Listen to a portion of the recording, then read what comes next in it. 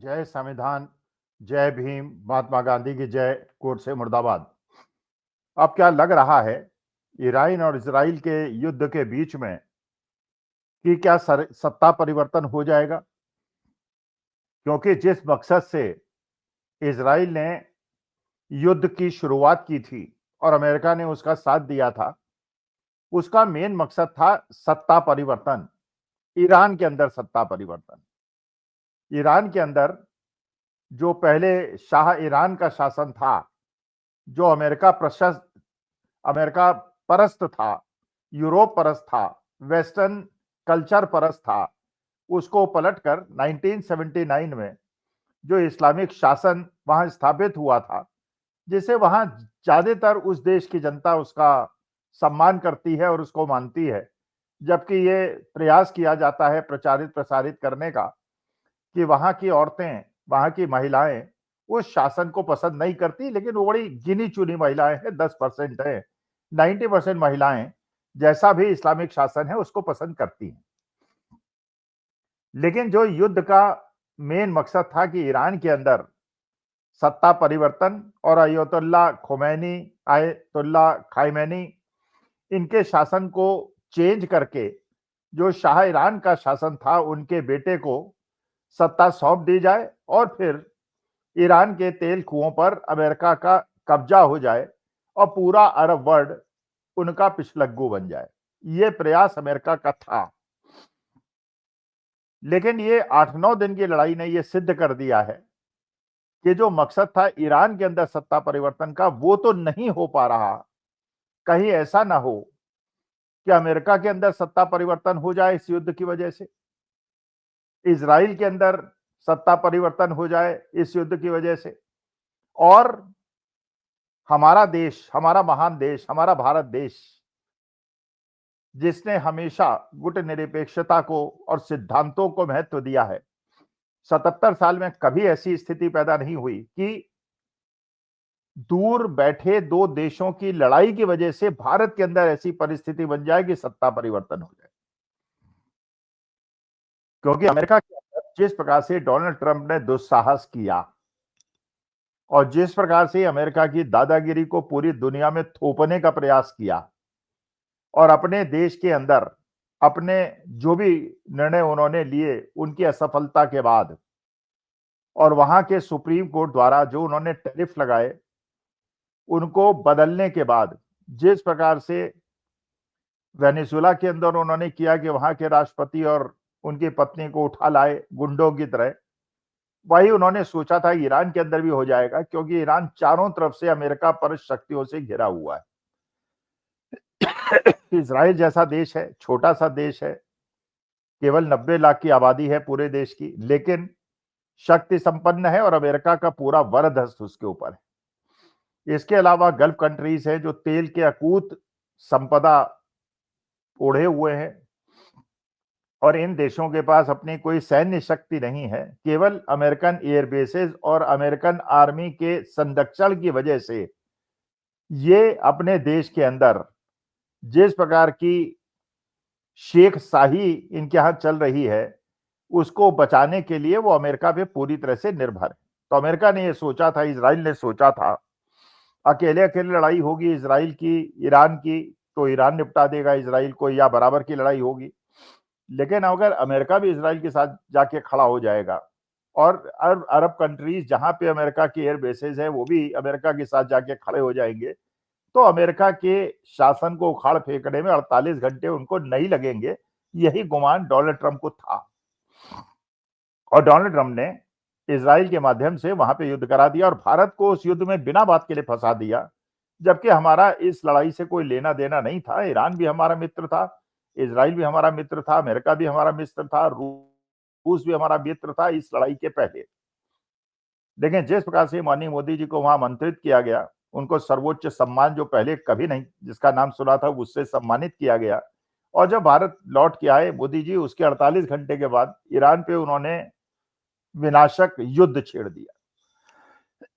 सोचा था ईरान का सत्ता बदल जाएगी, लेकिन ईरान ने जिस प्रकार का जवाबी हमला किया, न केवल इजराइल के ऊपर किया बल्कि अमेरिका के जितने भी मित्र राष्ट्र थे उस पर किया,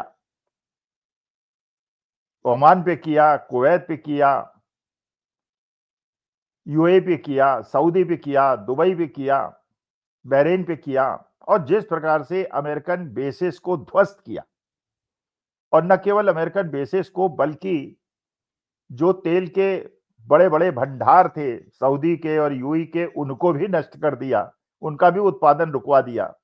और गैस की सप्लाई को भी रुकवा दिया।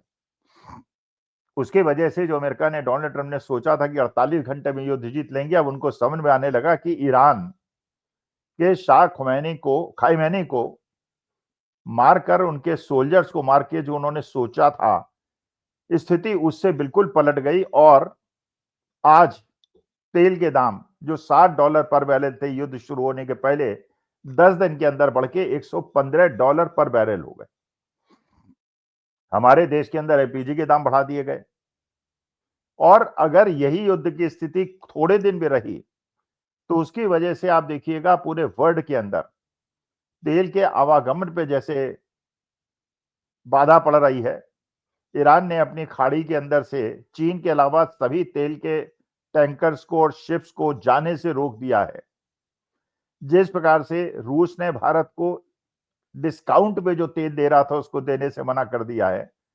किस प्रकार की आर्थिक परिस्थिति पूरे विश्व के अंदर पैदा होगी, ये 10 दिन के अंदर आपको पता चल गया है। और अगर ये लड़ाई थोड़े दिन और चली तो उसके बाद इसके दुष्परिणाम हमारे देश की गरीब जनता, मध्यम वर्ग और सबको झेलने पड़ेंगे। क्योंकि आपने देखा कि शेयर मार्केट पिछले 10 दिन में किस प्रकार से गिरा है। आज जब मैं ये रिकॉर्ड कर रहा हूं वीडियो, आज 9 तारीख को शेयर मार्केट करीब 2.5% गिरा है। 2.5% शेयर मार्केट का गिरना, और करीब 26,300 के आसपास निफ्टी का हाई था। आज के तारीख में निफ्टी अगर 24,000 के आसपास पहुंच गया है, इसका मतलब करीब 15% शेयर मार्केट में पिछले 1.5 साल के अंदर गिरावट आई है। कम से कम 30-40 लाख करोड़ हमारे देश के शेयर मार्केट से तिरोहित हो गया है। क्योंकि हमारे देश के अंदर जो शेयर मार्केट है, विदेशी निवेशकों ने अपना पैसा पिछले 2 साल में सहूलियत से निकाल लिया था, और देश के अंदर जो भी पैसा शेयर मार्केट में लगा हुआ था वो म्यूचुअल फंड्स का लगा था, एलआईसी का लगा था, और हमारे देश के लोगों का, जिनको जबरन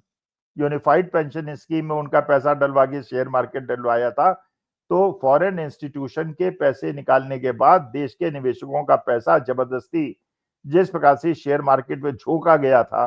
15% की गिरावट से, अब ये परिस्थिति ना बन जाए अगर लड़ाई लंबी चल जाए कि कहां तो पेंशन में लोगों को पैसे मिलते थे, और अब जो लोग रिटायर हों, शेयर मार्केट की वो स्थिति हो जाए कि लोगों को कोई रिटर्न ही ना मिले।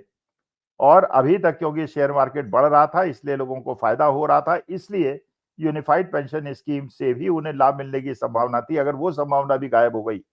और जिस चीज को हम लोग कम करके आंक रहे हैं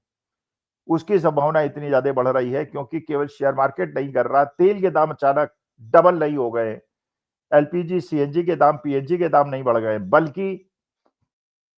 फर्टिलाइजर की शॉर्टेज इस प्रकार होने की संभावना है, क्योंकि हमारे देश के अंदर फर्टिलाइजर का बहुत ज्यादा आयात होता है, और फर्टिलाइजर उत्पादन में चीन का और गल्फ कंट्रीज का बहुत बड़ा योगदान है। अगर इनका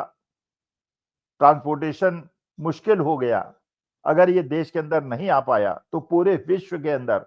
एक ऐसा अनाज संकट पैदा हो सकता है जिसकी कल्पना किसी ने नहीं की होगी। तो परिस्थिति ऐसी बन रही है कि जो डोनाल्ड ट्रंप चाहते थे कि ईरान के अंदर सत्ता पलट हो जाए, 6 महीने के बाद उनके बाई इलेक्शंस हैं, वो चाह रहे थे 48 घंटे में युद्ध खत्म हो जाए, वो जीत जाए। अगर ये युद्ध लंबा खिंचा तो कहीं ऐसा ना हो कि डोनाल्ड ट्रंप की गद्दी चली जाए। अगले साल नेतन्याहू, इजराइल के अंदर भी इलेक्शन होने वाले हैं, उनकी भी सरकार चली जाए, और भारत के अंदर जो गोदी मीडिया के माध्यम से न्यूज बनाकर जिस प्रकार से मोदी जी के शासन को बचाया गया था, आज जिस प्रकार की आर्थिक विषम परिस्थिति पैदा हो रही है, और जिस प्रकार से तेल के दाम कम रहे मोदी जी के शासन में आने के बाद, पहले $140 में 100 रुपए का, 70 रुपए का हमको पेट्रोल मिलता था, आज $60 का क्रूड ऑयल होने के बाद हमें 100 रुपए का मिला है। जो पैसा सरकार ने अनाप शराब कमाया है, अगर $115 अब हो गए और फिर $140 हो जाएंगे तो ये सरकार की कमाई कहाँ जाएगी? फर्टिलाइजर नहीं मिलेगा तो उत्पादन कहाँ जाएगा? रुपए की हालत क्या होगी? आयात कितना महंगा होगा और देश के लोगों को जो विभीषिका झेलनी पड़ेगी। कहीं ऐसा ना हो निपटाने चले थे खामेनी साहब को और निपट गए डोनाल्ड ट्रंप, नेतन्याहू और हमारे देश के माननीय प्रधानमंत्री मोदी जी। नमस्कार, धन्यवाद और प्रणाम।